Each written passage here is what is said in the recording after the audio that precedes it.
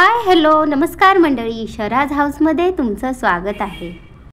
तर आज त्रिपुरारी पौर्णिमा होती आणि तुळशी विवाहाचा लास्टचा दिवस होता। आज राजविकाला आणि तिच्या पप्पांना दोघांना सुट्टी होती। दोघेही घरामध्ये बोर झाले होते। मग म्हटलं थोडं संध्याकाळी फिरून येऊ। थंडीचे दिवस असल्यामुळे संध्याकाळही पटकन होते आणि रात्रही पटकन होऊन जाते। तर आज आम्ही आलो आहोत इस्कॉन टेम्पलमध्ये। इस्कॉन टेम्पल हे घरापासून जवळच असल्यामुळे मग आम्ही इथेच येणं जास्त प्रिफर करतो।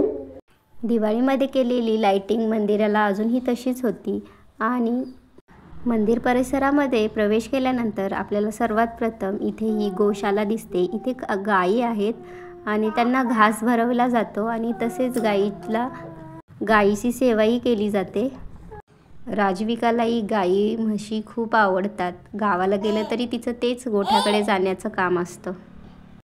तिकडून आतमध्ये गेल्यानंतर तुम्ही जर इकडे कधी आला असेल तर तुम्हाला माहीतच असेल की श्रीकृष्ण हा कालिया नागाच्या डोक्यावरती नृत्य करतो असा देखावा आहे आणि ते पाण्यामध्ये फाउंटन असतात ना, अशा प्रकारे ते दाखवलेलं आहे आणि ते एकदम खूपच सुंदर असं वाटतं।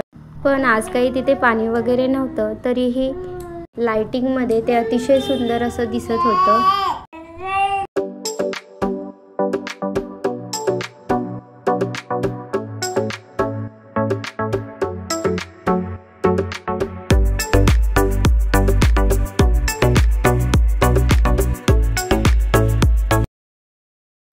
आम्ही दिवसा इथे इस्कॉन टेम्पलमध्ये येतोच, पण रात्रीचंही खूपच सुंदर असं हे टेम्पल दिसत होतं आणि फ्लॉवर्स वगैरे खूपच छान असं वाटत होतं। आणि आता हिवाळा चालू आहे, त्या सगळ्याच झाडांना अशी सुंदर अशी फुले फुललेली आहेत। हिवाळ्यामध्ये खूप साऱ्या झाडांना वेलींना फुले बहरतात। तसंच इथेही इस्कॉन टेम्पलच्या परिसरात असलेली फुलझाडे अशी मस्तच फुलांनी भरलेली होती। मंदिराच्या परिसरात यामुळे खूप पॉझिटिव्ह अशा वाइब्स येत होत्या आणि रात्री खूप सारे असे लाइटिंग्स लावलेले, त्यामुळे मंदिरही खूप असे सुंदर दिसत होते। खूप अशी झगमग सगळीकडेच पसरलेली होती। राजविका आणि शर्विका दोघीही खूप छान प्रकारे तिथे खेळत होत्या। यानंतर दोघींना घेऊन आम्ही पुढच्या मंदिराकडे निघालो। मंदिर परिसरामध्येच श्रीमती तुलसी देवी यांचंही मंदिर आहे। पूर्ण पाण्यामध्ये हे मंदिर आहे आणि तिथे दोन्ही साईडला असे कमळस वगैरे लावलेले आणि फाउंटनही तिथे चालू होता, त्यामुळे खूपच सुंदर असं हे मंदिर दिसत होते। राजविकाचं चाललेलं, मम्मा तिथे माझा फोटो काढ ना मम्मा। आणि मंदिराच्या चारी साईडला हे जे कमळसारखे स्टॅच्यू बांधलेले त्याच्यामध्येही त्यांनी झाडे लावली होती।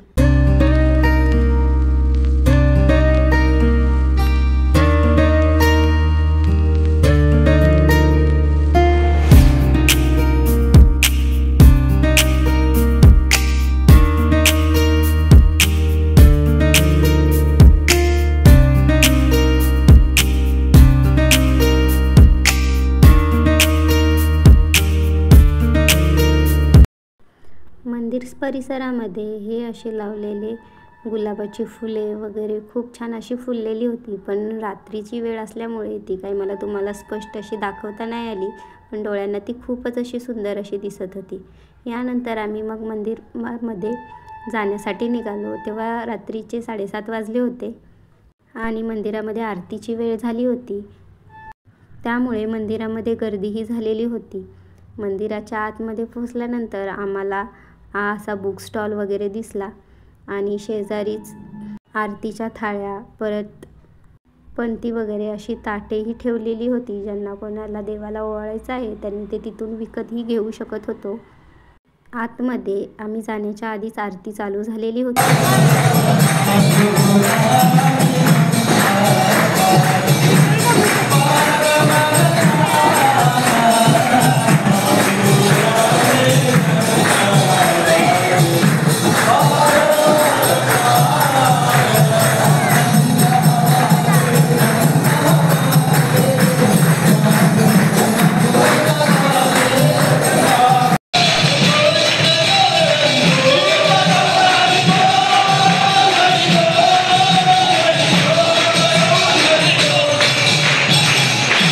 आरतीमध्ये सगळे असे मंत्रमुग्ध होऊन नाचत होते। बाहेर आल्यानंतर आम्ही प्रसाद घेतला आणि मुलींना दाखवत होतो मंदिराच्या बाहेरच्या भिंतींवरती श्रीकृष्णाचे असे काही छान छान असे स्टॅच्यू स्टोरीज दाखवलेल्या. आणि मग आम्ही त्यांना दाखवत होतो हे असं. राजविकाही मस्त कुतूहलाने सगळं पाहत होती. सगळ्यांना असं कशाची स्टोरी आहे, हे हत्ती कशासाठी आहे, असं सगळं काही विचारत होती. मग तिला सांगत होतो आम्ही ध्रुवबाळ हे हत्तीवर सवार होऊन जेव्हा त्याच्या राज्यामध्ये आले तेव्हा त्याचं अशा प्रकारे सगळ्यांनी स्वागत केलं. तसेच मागच्या भिंतीवरती पूर्ण भक्त प्रल्हादाची गोष्ट त्यांनी दाखवली होती. चला तर मग तुम्हाला मी हिरण्यकशिपूची ही गोष्ट सांगते. हिरण्यकशिपू हा एक राजा होता आणि त्यांनी खूप वर्ष तपस्या केली आणि ब्रह्मदेवांना प्रसन्न करून घेतले आणि त्यांच्याकडून असे वरदान घेतले की मला कोणीही मारू शकत नाही, पशु ना प्राणी, दिवसा न रात्र. त्यामुळे तो खूपच अहंकारी असा राजा झालेला होता. त्याच्या राणीला एक मुलगा झाला. त्याचे नाव प्रल्हाद असे ठेवले. प्रल्हाद हा खूप मोठा विष्णू भक्त होता. त्याच्या तोंडून कायम नारायण नारायण असेच बाहेर पडत होते. हे राजाला अजिबात आवडत नव्हते. मग त्याने भक्त प्रल्हादाला मारण्यासाठी अनेक युक्त्या केल्या. त्यापैकीच एक म्हणजे मदमस्त हत्तीच्या पायाखाली त्याला चिरडण्यासाठी दिले आणि उकळत्या तेलामध्ये त्याला बसवले होते. तरीही त्याच्यावर त्याचा काहीच परिणाम झाला नव्हता. राजाने भक्त प्रल्हादाला मारण्यासाठी खूप सारे प्रयत्न केले, पण भक्त प्रल्हादाच्या तोंडी नारायण नारायण असे नाव कायम होते. त्यामुळे देव कायम त्याच्या पाठीशी होते. त्यामुळे त्याला कधीच काही इजा झाली नाही. राजाने चिडून एका खांबावरती लाथ मारला. त्यामधून भगवान विष्णूंनी नरसिंह देवाचा अवतार घेतला आणि राजा हिरण्यकशिपूचा वध केला आणि त्याच्या जागी भक्त प्रल्हादाला राजा बनवला. ही अशी स्टोरी आहे. हे आपल्या सगळ्यांना माहीतच आहे. ही पूर्ण गोष्ट मी राजविकाला तिथे समजून सांगितली.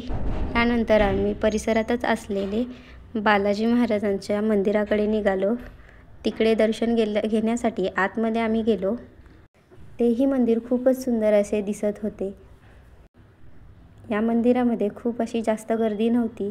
त्यामुळे राजविका आणि शर्विका दोघीही छान अशा खेळत होत्या. इथे मंदिरामध्ये भजन कीर्तन चालू होते. त्यामुळे शर्विका अशी टक लावून तिकडे पाहत होती काय चाललंय काय नाही.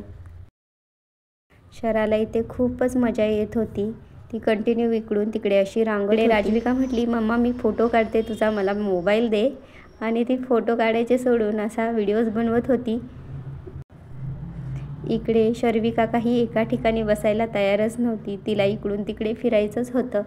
तिला कितीही पकडून ठेवलं तरी ती एका ठिकाणी अशी थांबतच नव्हती.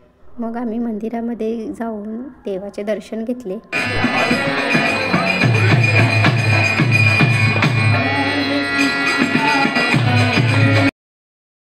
नंतर आम्ही या मंदिरातून परत श्रीकृष्णाच्या मंदिराकडे निघालो. मंदिर परिसर हा खूपच मोठा आणि खूपच छान असा दिसत होता. व्हिडिओच्या सुरुवातीलाच जसं मी सांगितलं की आज त्रिपुरारी पौर्णिमा आहे. त्यामुळे मंदिरामध्येही दीपदानाचे कार्य चालू होते. मंदिरामध्ये सगळीकडे मंदिराच्या लाईट्स बंद केलेल्या. त्रिपुरारी पौर्णिमेनिमित्त त्यांनी खास असा हा देखावा तयार केलेला. यामध्ये कृष्णाला त्याच्या आईने कशा प्रकारे बांधून ठेवलेले आहे हे दाखवलेले होते. खूप सुंदर प्रकारे हा देखावा उभारलेला होता.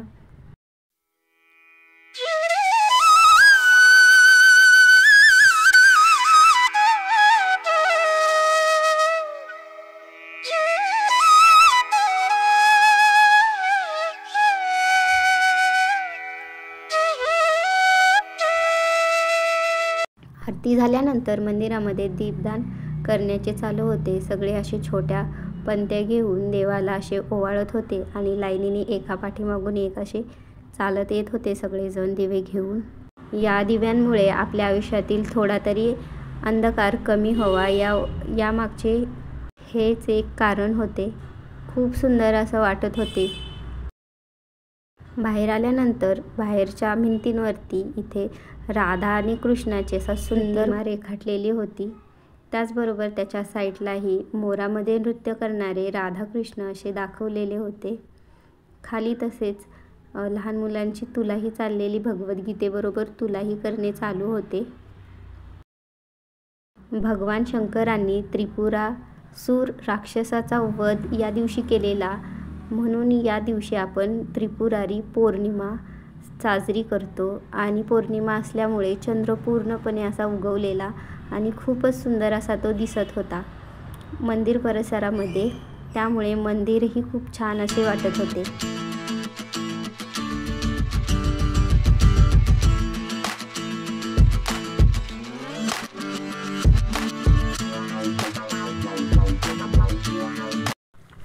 अशा प्रकारे भगवान कृष्णांचे आणि राधाचे दर्शन घेऊन आम्ही इस्कॉन टेम्पल पूर्ण पाहून घराकडे निघालो.